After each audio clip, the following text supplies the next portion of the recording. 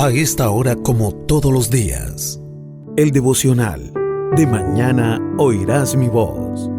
Una reflexión sobre la palabra de Dios, en conexión con Poderosa Celestial Radio. Disponga su mente y su corazón para escuchar la palabra del Señor.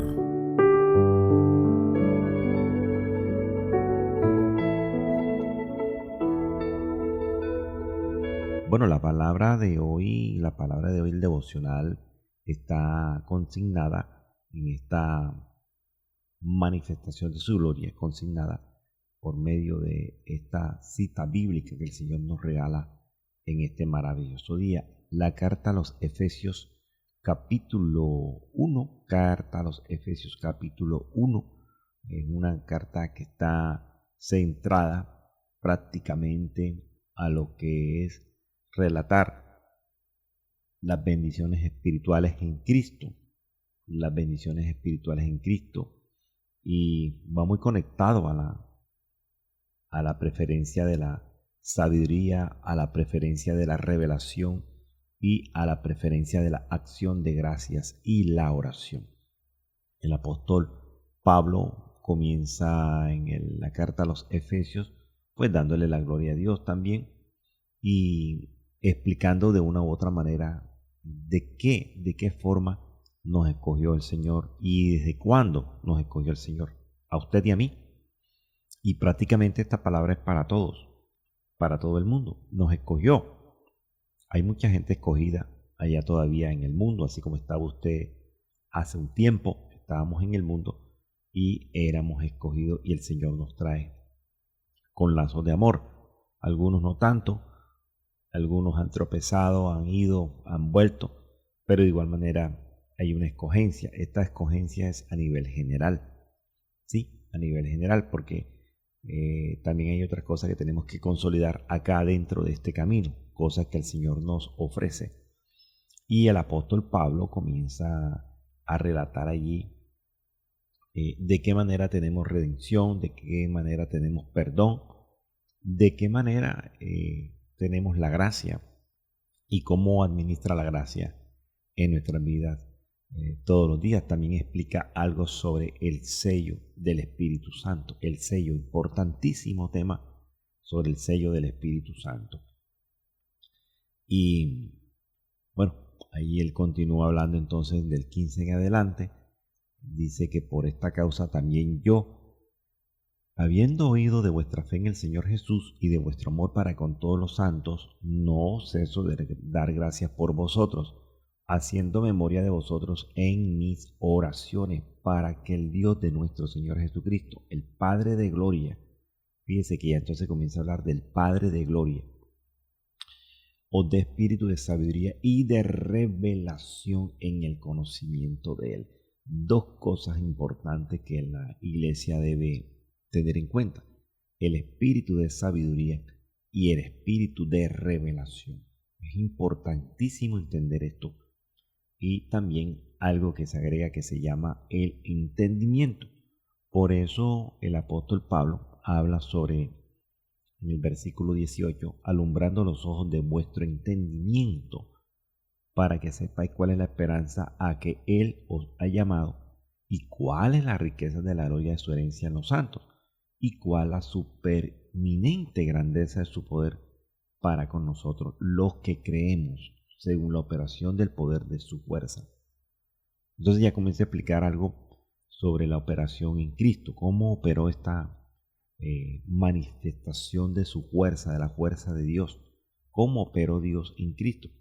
Y dice en el 20, resucitándole de los muertos y sentándole a su diestra en los lugares celestiales. Está completamente claro. Sobre todo principado, autoridad, poder, señorío y sobre todo nombre que se nombra, no solo en este siglo, sino también en el venidero. Y sometió todas las cosas bajo sus pies y lo dio por cabeza sobre todas las cosas a la iglesia, la cual es su cuerpo, la plenitud de aquel que todo lo llena. Entonces, en estos, diríamos como en estos 8 versículos, hay muchas cosas que hablar, hay muchas cosas que enseñar y hay muchas cosas que explicar. Quizás no nos dé tiempo, pero de pronto tomamos algunos puntos importantes. Y uno de esos puntos importantes es que realmente Pablo explica allí que Dios mismo, que es el Padre de nuestro Señor Jesucristo, es el Padre de gloria, dice, nos dé a nosotros un espíritu de sabiduría y de revelación y también entendimiento. Entonces, ¿qué es lo que muchas veces nos hace falta a nosotros? Entender la revelación en el conocimiento de Él. Dice la palabra que el que pida, el que quiera, el que anhele esa sabiduría, pues se la pida a Dios, que la da sin reproche. Pero la sabiduría es de la palabra misma, o sea, conocer realmente quién es la persona de Cristo, quién es realmente esta persona de Cristo. Cuando usted conoce la persona de Cristo, cuando usted conoce quién es Cristo, creo que usted se enamora, por llamarlo de una manera, se enamora más de todas las cosas que Cristo hizo por nosotros, se enamora de la persona de Cristo, se enamora del Evangelio, se enamora de las almas, se enamora del ministerio, se enamora de la obra que el Señor hizo por nosotros, porque es la persona de Cristo. Explicábamos en estos días, que el sacrificio realmente fue de Cristo. Él no se lo entregó a ningún otro ni a ninguna otra. El sacrificio fue de Cristo. El sacrificio, por eso es que cuando hablábamos de esto de la parte del simbolismo de la Santa Cena, que Él dice que cuando bebiéramos el pan, comiéramos el pan y bebiéramos la copa, con esta acción, usted y yo estamos anunciando de nuevo el gran mensaje de que Cristo murió. Cristo, la persona de Cristo, muere por nosotros. Que el verdadero pan es la persona que Dios envió del cielo a darle vida al mundo. ¿Quién es esa persona, pastor? Cristo.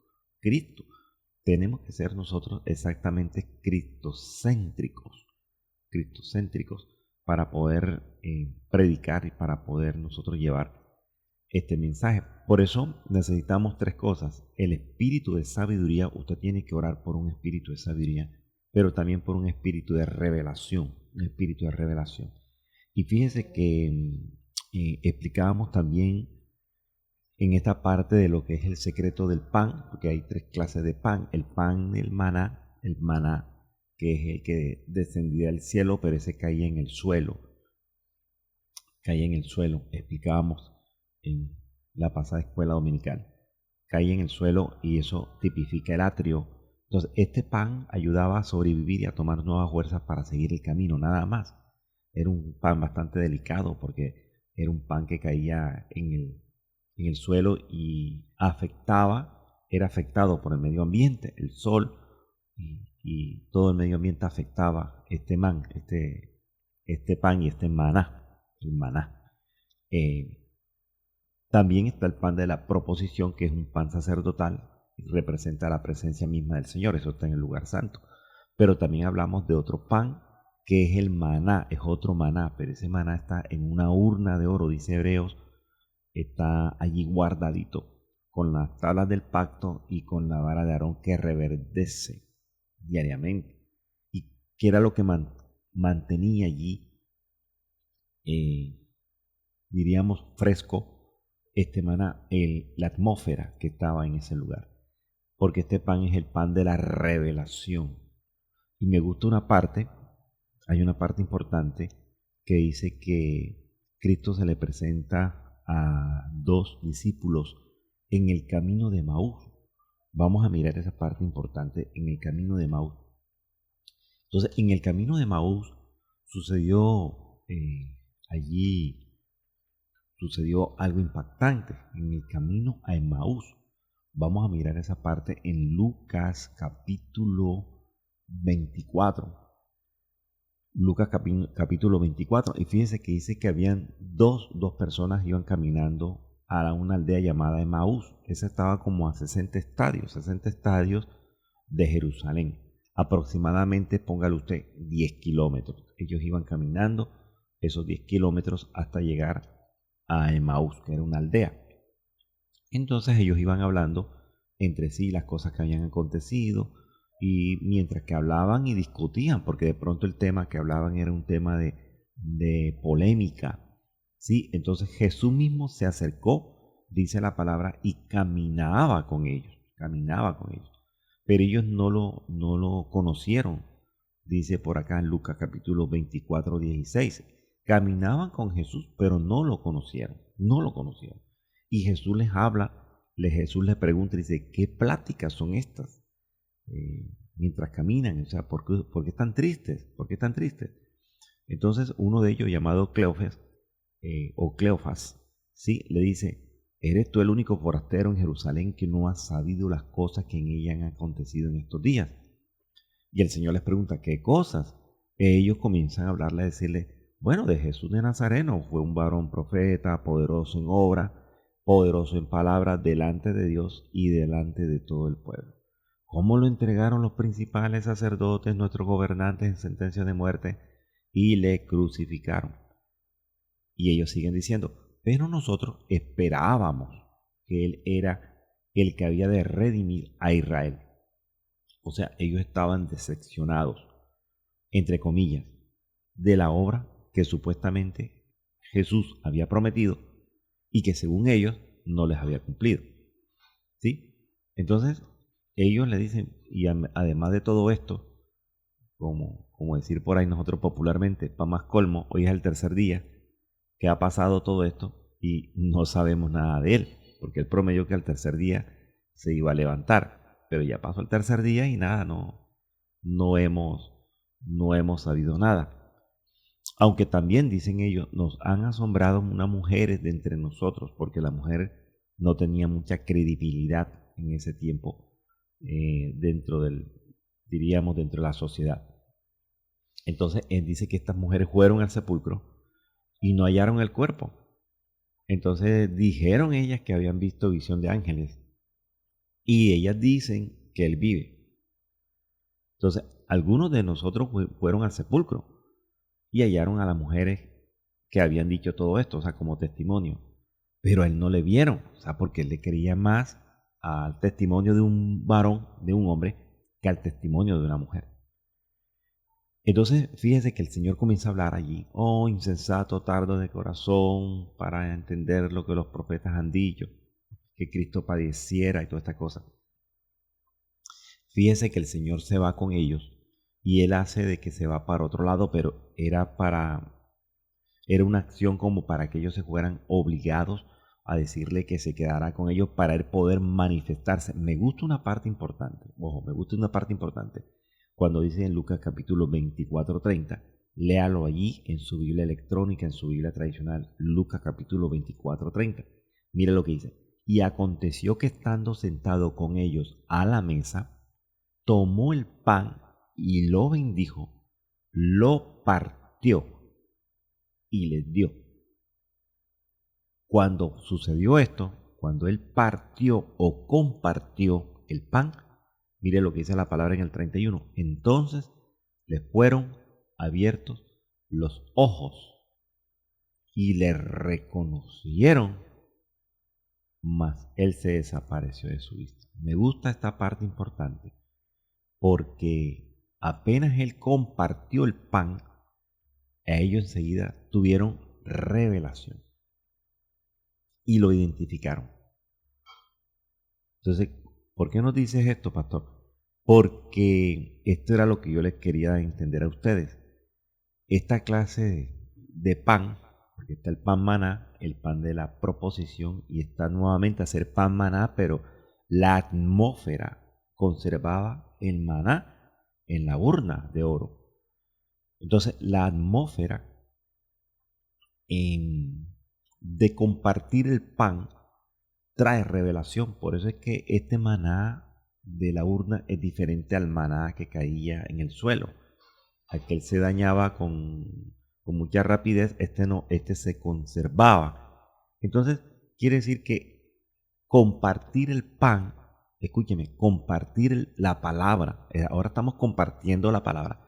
Cuando usted comparte la palabra, hay revelación, lo que le llamamos rema, pero no hay revelación porque usted es usted o porque usted sea que es el que está compartiendo la palabra. Hay revelación porque nosotros tenemos una tarea de leer la palabra a diario, por eso se llama devocional. Cuando usted lleva una disciplina de leer la palabra, no importa que usted no haga el devocional de la iglesia o no importa que usted no nos escuche a nosotros, no, pero usted debe llevar una tarea personal diaria. Usted como evangélico, como evangélica, usted tiene una responsabilidad con usted misma o como usted mismo como iglesia. ¿Cuál es, pastor? La de hacer un estudio personal. O sea, usted, hermano, a usted le hablo, hermana, a usted le hablo. Usted diariamente debe leer una porción de la palabra. Si de pronto su congregación no lleva diríamos como un horario o un calendario de devocionales, ¿sí? Hay pastores que llevan un calendario de devocionales diarios, pero no lo que me escribe el hombre, o sea, lo que la cita bíblica, por ejemplo, la de hoy. La de hoy está basada en esta parte importante de que es Efesios capítulo 1 y hacemos énfasis en el versículo 22. Entonces, usted lee esta palabra y usted comienza a desarrollar qué es lo que está pasando hoy día, porque hay muchos hermanos y hermanas, diríamos con este término, flojos en compartir la palabra porque no están haciendo el estudio personal, porque no están leyendo. O sea, no leen. Si usted no lee, no se alimenta de este pan, que es lo que nosotros queremos realmente explicarle a la gente, hacerle entender a la Grey que usted debe leer la Biblia diariamente, así no esté programado un devocional. Usted tiene que hacerse un estudio personal. Pastor, pero es que yo no entiendo. Pues si usted no entiende, dice la palabra por acá en Hechos, creo que en Hechos, ¿verdad? Cuando recuerdan que había un evangelista llamado Felipe.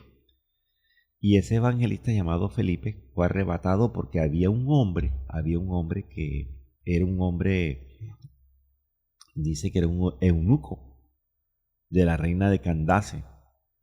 Y ese muchacho venía leyendo la escritura de la reina de Candace. En eso está en Hechos capítulo 8. Entonces, la palabra dice que Felipe fue arrebatado porque fue puesto en el camino de este funcionario de Candace, reina de los etíopes. Y este muchacho iba sentado en su carro, iba leyendo. Y el Espíritu Santo le dice a Felipe, acércate, júntate a ese carro. Y Felipe se acerca y le oyó que leía, de pronto estaba leyendo en voz alta. Estaba leyendo el libro del profeta Isaías, imagínense. Y él le pregunta, ¿entiendes lo que lees? Y le responde el eunuco, ¿y cómo podré? De pronto lo hizo con rabia, de pronto lo hizo con ímpetu, de pronto lo hizo con incomodidad, pero ¿cómo podré si alguno no me enseñare? Y le rogó a Felipe que subiese y se sentara con él. ¿Para qué? Para que le explicara, para que le enseñara. Entonces, no hay excusa, hermano mío, hermana mía, no hay excusa para usted decir de que usted no entiende. Porque siempre va a haber una persona que entiende un poquito más que usted. Y recuerde que cordón de 3 dobleces no rompe donde hay uno o dos compartiendo la palabra, donde hay uno o dos invocando el nombre del Señor, ahí está su presencia. Entonces el Señor siempre nos da a nosotros diríamos como unos tips para que nosotros nos mantengamos consolidados en esto de lo que es la palabra. La palabra viene a través de la revelación, la rema, el Espíritu Santo. Usted de pronto le ha dicho, Espíritu Santo, úsame. Pero le tengo noticias. la única manera de que el Espíritu Santo lo use a usted como usted quiere que lo use o como usted quiere que la use, es que usted lea la palabra diariamente. Porque el Espíritu Santo nos quiere usar, pero Él necesita recursos para usarnos. ¿Y cuál sería ese recurso, pastor? Pues la lectura de la palabra, hermano mío. Por eso les leí ese pasaje allí del camino de Maús, porque lo que hace el Señor dice, y cuando compartió, alguna versión dice que cuando compartió el pan, a ellos les llegó la revelación enseguida. De cuando uno se sienta a compartir el pan, ¿sí? A compartir la palabra, mire, esto da revelación. Esto es lo bonito de esto. ¿En qué lugar estás recibiendo tú el pan? ¿De qué manera lo estás recibiendo? ¿Cómo estás consumiendo el pan? Porque esa es otra cosa. ¿Cómo lo estás consumiendo? De pronto es un pan leudado. La palabra habla del pan leudado. De pronto es un pan adulterado. De pronto es un pan ya pasado con moho, con mucha levadura. ¿Sí? Entonces, como nos da realmente, voy a utilizar este término, como nos da flojera, nos da pereza, algunos muchachos dicen, nos da pava, ¿sí? Nos da apatía. Leer la escritura, leer un versículo nada más. Y entonces, de pronto no, ya tenemos conocimiento de ese versículo. No, ese versículo lo han leído. Ese versículo ya lo hemos compartido, ya yo sé lo que quiere decir ese versículo. Mentira, la palabra dice que todos los días la misericordia es nueva, cada mañana es misericordia nueva, cada mañana, todos los días hay una misericordia nueva, todos los días hay algo que aprender en este camino, hay algo que aprender. Por eso es que la palabra de hoy no es una palabra ajena a lo que siempre hemos querido nosotros compartir. Porque Efesios capítulo 1 es una carta donde se centra realmente todo lo que es la bendición espiritual en Cristo. O sea, de dónde venimos, dónde estamos y para dónde vamos. Por eso es que estoy centrando este mensaje de este devocional en estas tres cosas importantes que el apóstol Pablo nos habla a nosotros. Él dice, el Dios de nuestro Señor Jesucristo, fíjense, el Dios, el Padre de gloria. Entonces dice, os dé. Pero Él dice, os dé. O sea, les dé a ustedes. Pero yo no puedo recibir nada si yo no pido. Ahora, si yo no anhelo, si yo no me meto en una disciplina, yo puedo pedir espíritu de sabiduría. Yo puedo pedirla. No, que la palabra dice que el que quiera sabiduría, pero que usted, el Señor, siempre nos ha querido dar esa sabiduría. Pero si no leo la palabra, si yo no leo la palabra, realmente no. Porque todo tiene que ir conectado. La única manera de yo recibir la sabiduría es y de entender la palabra, porque hay que entenderla. Algunos dicen que no, hay que entenderla. La palabra dice que tenemos que entender a Dios. Tenemos que entender a Dios. Tenemos que entender a Dios para poder obedecer. Yo puedo pedir sabiduría. Yo puedo pedir un espíritu, porque está pidiendo un espíritu. Señor, dame un espíritu de sabiduría. ¿Pero para qué? Para yo poder entender y para poder compartir. Para poder compartir. Entonces, cuando usted pide sabiduría, hace un estudio, tiene una disciplina de lectura de la palabra, ¿sí? Y la comparte. Mire, dice revelación. No todo el mundo tiene ese espíritu. Espíritu de revelación. Ojo, no todo el mundo tiene ese espíritu. Entonces son dos cosas importantes. Espíritu de sabiduría y espíritu de revelación en el conocimiento de Cristo. Ojo, sabiduría y revelación en el conocimiento de Cristo. No todo el mundo tiene esto. No todo el mundo tiene esto. Porque tiene que usted estar muy muy conectado con la palabra y siempre preguntándole al Espíritu Santo, bueno, pero esto es así, y de pronto el Espíritu Santo, donde usted menos cree, donde usted menos piensa, usted está por allá sentado, quizás haciendo una actividad que no es actividad ministerial, y de pronto le llega algo a usted a su mente. Mire, ahí llegó una rema, llegó una revelación. Hablábamos en estos días pasados, hace como un mes, hablábamos era de las tres maneras, o que Cristo experimentó tres tipos de muerte, tres tipos de muerte.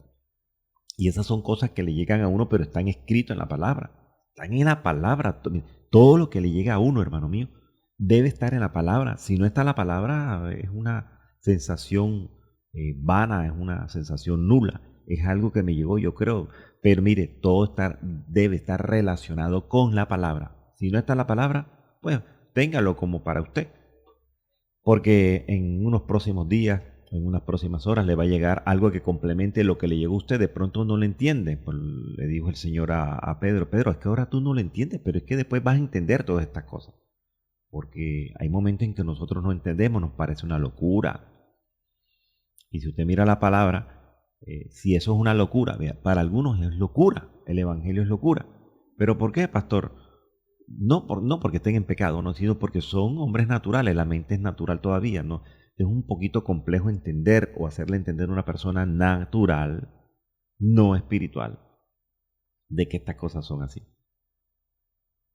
Y hay muchas cosas bonitas, mire, hay muchas cosas hermosas que descubrir en la palabra, que eso lo conecta a usted y dice, Dios mío, o sea, tanta gloria, tanta manifestación de su presencia. Y mira al Señor cómo nos regala este maravilloso pan. No es un pan leudado, es un pan que está allí completamente nítido. Es un pan que nos nutre, cada día más nos nutre este pan a nosotros. ¿Sí? Entonces, hay que pedir el espíritu de sabiduría y de revelación, pero en el conocimiento de Cristo. En el conocimiento de Cristo. Y también, mire lo que dice, para que alumbre los ojos de vuestro entendimiento, los ojos espirituales. Entenderlo a Él, entenderlo a Él. Creo que hay una palabra que nos habla a nosotros, creo que está en Juan, creo que está en Juan por allá, capítulo, creo que está en 8 o en el 9. Sí, en el 8 o en el 9, vamos a mirar si está en el 8 o en el 9. Cuando la palabra dice que habla del lenguaje, vamos a mirar, vamos a buscarla para no estar hablando así. Él habla del lenguaje. Mire, en 8, fíjense, Juan 8, Juan 8, 43. Juan 8, 43. Y mire lo que dice aquí en Juan 8, 43. Mire lo que dice. ¿Por qué no entendéis mi lenguaje? Ya el Señor está preguntando. ¿Por qué no entendéis? O sea, me está diciendo entonces, hablando del entendimiento. ¿Por qué no entendéis? Y él mismo da la respuesta. Dice, porque no podéis escuchar mi palabra. Entonces, la única manera de entender el lenguaje de Cristo es escuchando la palabra. Recuerden que por allá en una de las cartas también dice que la fe viene por el oír y el oír por la palabra. Es una acción. Entonces, como si fuera, entre comillas, como si fuera un ciclo. Sale la voz. Inclusive, vea, fíjense lo que dice la palabra en Hechos. En Hechos dice que el eunuco iba hablando en voz alta. Eso es lo que da a entender. El eunuco en Hechos 8 iba hablando en voz alta. ¿Sí? Y Felipe es el que lo escucha. Y Felipe le pregunta, ¿pero estás entendiendo lo que lees? Y entonces cuando dice, ¿pero cómo voy a entender si no hay nadie que me enseñe, que me lo explique? Entonces el eunuco, a pesar de que iba hablando en voz alta, no podía entender. Alabado y bendito el nombre del Señor. No podía entender. Sí, no podía entender. Y la palabra dice que la fe viene por el oír y el oír por la palabra. Él hablaba, usted puede hablar, usted puede encerrarse en su cuarto o irse para un lugar aislado.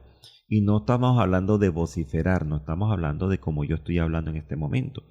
Yo puedo hacer un estudio y dice en Juan 8:39, leyendo yo de esta manera, respondiendo y le dijeron, nuestro padre es Abraham. Jesús le dijo, ahí yo estoy hablando, obviamente estoy hablando, y ahí yo estoy escuchándome también. Entonces no está hablando solamente del entorno donde yo estoy, de la iglesia, del que está predicando, o de lo que usted está escuchando en este momento. No está hablando de su voz también, la voz suya. Usted puede decir, bueno, pero no entiendo acá. Voy a leer en voz alta, moderada, en voz alta, para usted. Y si usted comienza a leer, pero ahora procuráis matarme a mí, hombre, que os he hablado la verdad. Y allí se está escuchando, sale la voz, obviamente, de su boca, y sus oídos van recibiendo ese mensaje de lo que usted está pronunciando. Y allí, si usted está bien preparado, allí le llega revelación de la palabra, entendimiento de la palabra. Y allí entonces se está proyectando en usted lo que dice la palabra. ¿Sí? Que la fe viene por el oír. Y el oír por la palabra, por la palabra. O sea que la fe viene por la palabra. La fe en Cristo, estamos hablando de la fe en Cristo, viene por la palabra. Por eso el Señor le dice, ¿por qué no entendéis mi lenguaje? ¿Por qué no? Porque no podéis escuchar mi palabra. Y era una confrontación que le estaba haciendo a ellos, porque ellos decían que el padre de ellos era Abraham, y usted conoce la historia. Y entonces él les dice, bueno, pero si ustedes fueran hijos de Abraham, las obras de Abraham haríais. Dice que ustedes no me pueden entender. Entonces tenemos tenemos como una consigna. Nosotros, la Iglesia de Cristo, tenemos una consigna. ¿Cuál es la consigna, pastor? La consigna es que nosotros tenemos que entender a Dios. Esa es la consigna. Si usted no entiende a Dios, olvídese que usted va a obedecer a Dios. Entonces, cuando yo comparta la palabra, mire, la palabra dice también que tenemos que tener los sentidos ejercitados. Nosotros tenemos que ejercitar estas cosas. Cuando usted ejercita.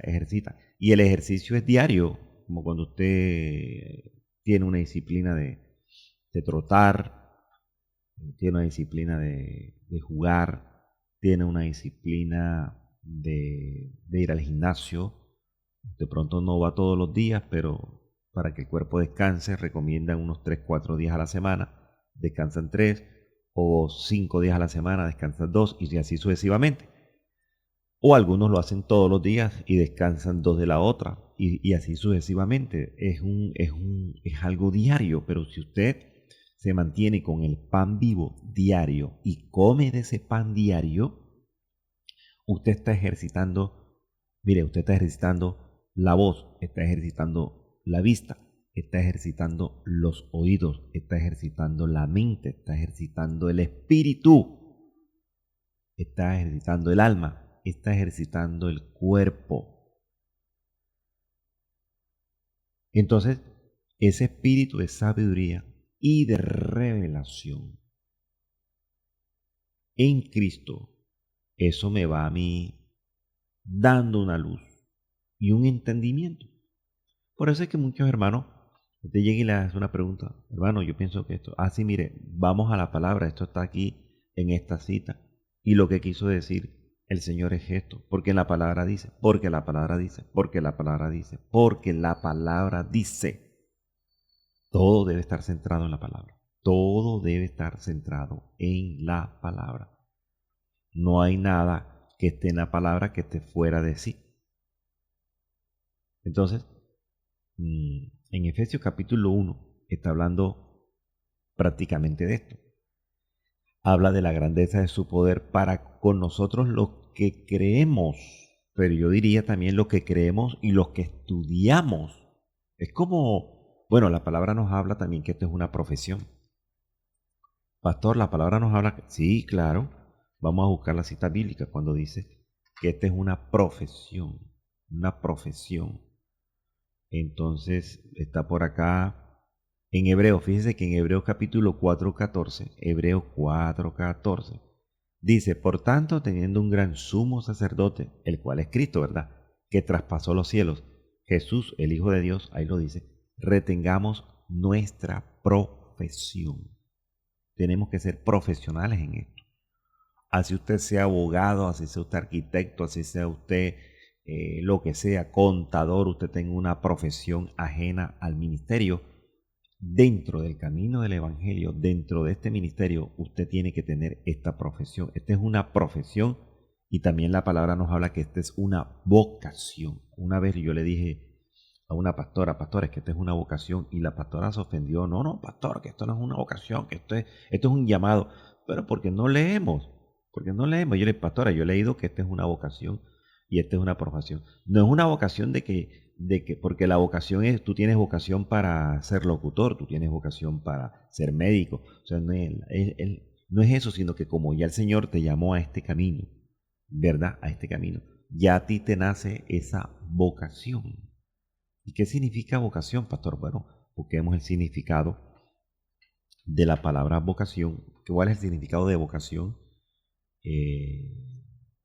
En el diccionario de la Real Academia Española. Entonces, mire, dice, vocación se define como el deseo de emprender una carrera. ¿Sí? El deseo, ya está hablando del deseo, de emprender una carrera, una profesión o cualquier otra ocupación o actividad, cuando todavía no se han adquirido todas las aptitudes, con P, aptitudes o conocimientos necesarios. Entonces, mire, el Señor nos llama por su gracia. Es el Señor el que nos llama. Halló gracia en los ojos de fulanito, de fulanita. Entonces lo metió dentro de este camino. Y allí dentro de este camino nos toca emprender o nos toca emprender. No, que usted fue llamado, hermano, que ya el Señor lo llamó para este camino. Bueno, de ahí en adelante a usted le toca emprender esto como una profesión, como una vocación, como una inspiración, porque la vocación es inspiración con que Dios llama a alguno en cualquier estado. Es una adjudicación, es una vocación personal, es una inclinación, es un llamado, ¿sí? Un llamado interior que una persona recibe para hacer una actividad, para hacer una profesión, para hacer un oficio, para hacer un trabajo.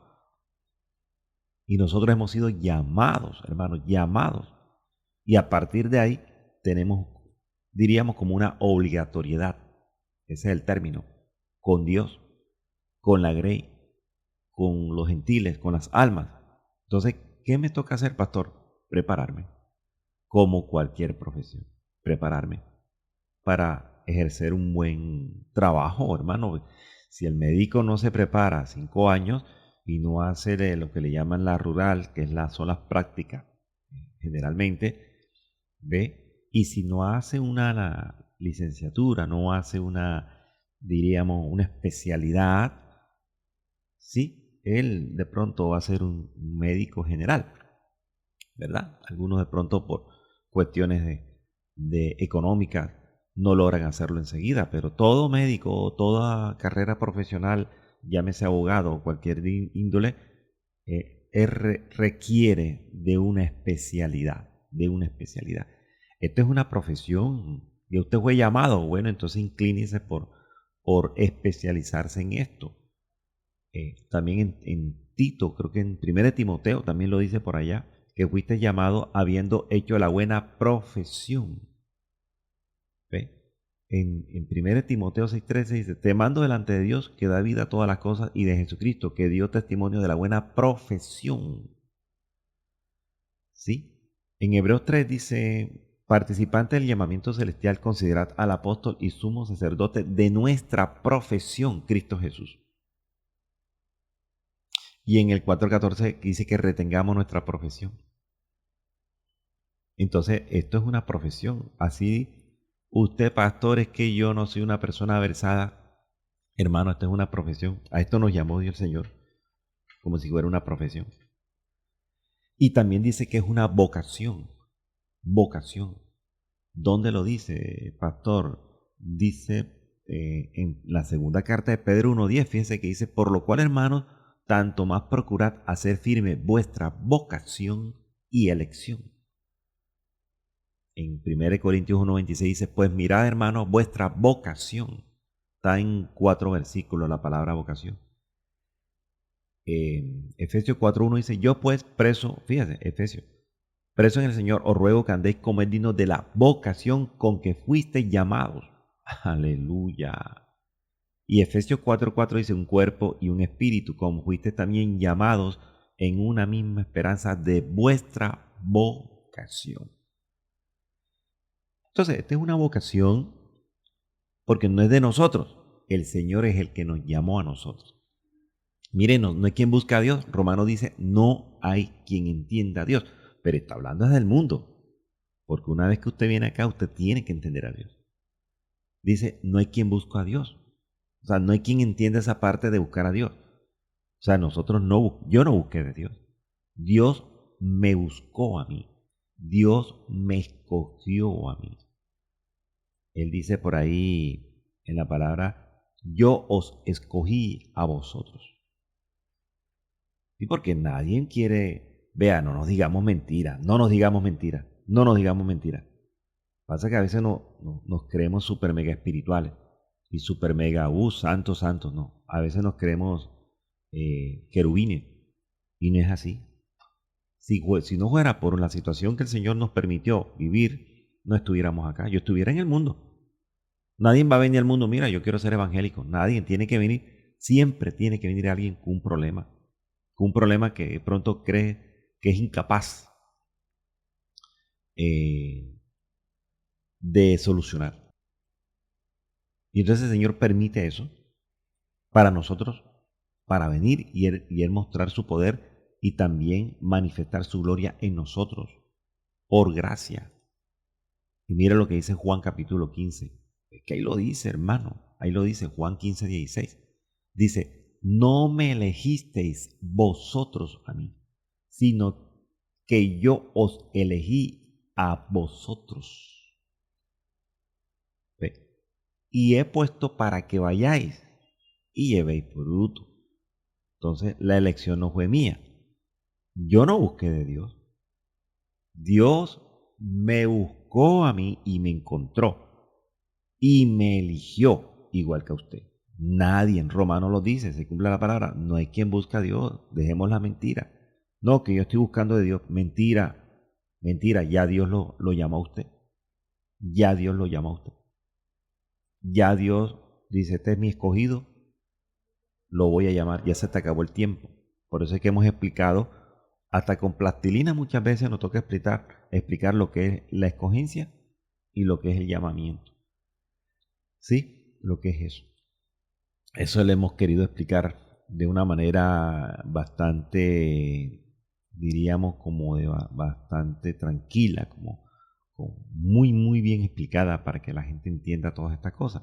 Por eso Efesios capítulo 1 es muy claro.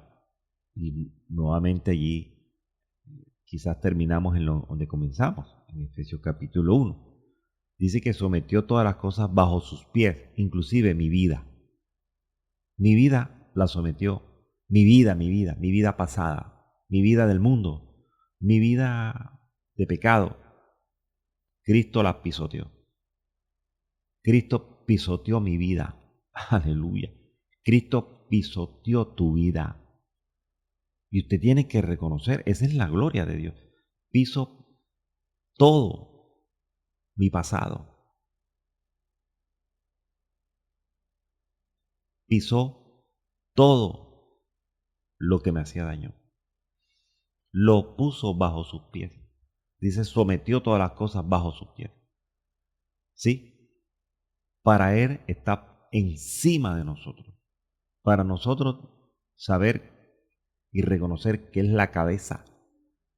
La cabeza mía es Cristo. Dice la palabra que la cabeza del hombre es Cristo. Es Cristo. Entonces, sintámonos nosotros no orgullosos, sintámonos gozosos. Hombre, denle gloria a Dios de que Cristo pisoteó mi vida pasada. Pisoteó mi vida pasada. Y dice la palabra en Efesios, fíjense que Efesios está hablando hoy, tremendamente. Dice que el marido es cabeza. Eso está en Efesios 5:23, hermano. Búsquelo allí o tome nota. Efesios 5:23 dice, el marido, ¿verdad? Un matrimonio, es cabeza de la mujer. Fíjense, es cabeza de la mujer. Así como Cristo es cabeza de la iglesia. ¿Ve? Ahí está.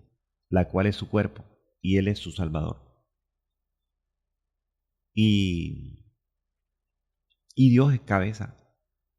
Está por encima de Dios. El Padre está por encima de Cristo. O sea, viene el Padre, que es la cabeza, viene el Hijo, que es cabeza, y viene el esposo, que es cabeza también. Pero no para pisotearla, hermano, no es para pisotearla, no. No. Es para protegerla, para tenerla allí en protección, como el Señor nos tiene a nosotros. Dice que como la gallina cubre a sus polluelos, una protección hermosa, un calor hermoso. Para eso el Señor nos ha dado esa autoridad. Y fíjense que también lo confirma acá, pastor, yo quiero saber, me han preguntado, quiero saber dónde dice la cita que leímos, dice en Efesios 5:23, el marido es cabeza de la mujer y Cristo es cabeza de la iglesia. Pero mira, ese está en Efesios 5:23. Pero fíjate que en primera carta a los Corintios, mira dónde lo confirma, primera carta a los Corintios, y ya con esto cerramos, primera carta a los Corintios 11:3. Mira lo que dice, pero quiero que sepáis que Cristo es la cabeza de todo varón. Ahí está, ¿verdad? Cristo es la cabeza de todo varón. Fíjate que no habla de la iglesia, sino de todo varón, de todo varón, de todo varón. Y el varón es la cabeza de la mujer. Nuevamente lo confirma, 1 Corintios 11:3. Dice, y Dios la cabeza de Cristo. Entonces, Dios es un Dios de orden. Dios es un Dios de orden. Dios es un Dios de orden y no de confusión. Entonces, viene Dios como cabeza, viene Cristo como cabeza y viene el varón como cabeza. Tenemos una responsabilidad nosotros tremenda delante de Dios. Entonces les quiero dejar a ustedes, hermanos, esta reflexión de hoy, que me gusta esta parte importante de Efesios 1:22, donde dice, sometió todas las cosas bajo sus pies. Mi vida pasada, el Señor la pisoteó para levantarme, ¿verdad? Para darme vida nueva y para reconocer, dice la palabra, y lo dio por cabeza sobre todas las cosas a la iglesia. Mi dirección es Cristo. Hablábamos cuando decimos Gálatas, ¿verdad? Gálatas habla del Espíritu Santo, entonces dice que se oponen a las cosas de la carne, a las obras de la carne. Entonces, el gobernador mío, mi gobierno, se llama el Espíritu Santo de Dios. Alabado y bendito es el nombre del Señor. Glorioso Jesucristo,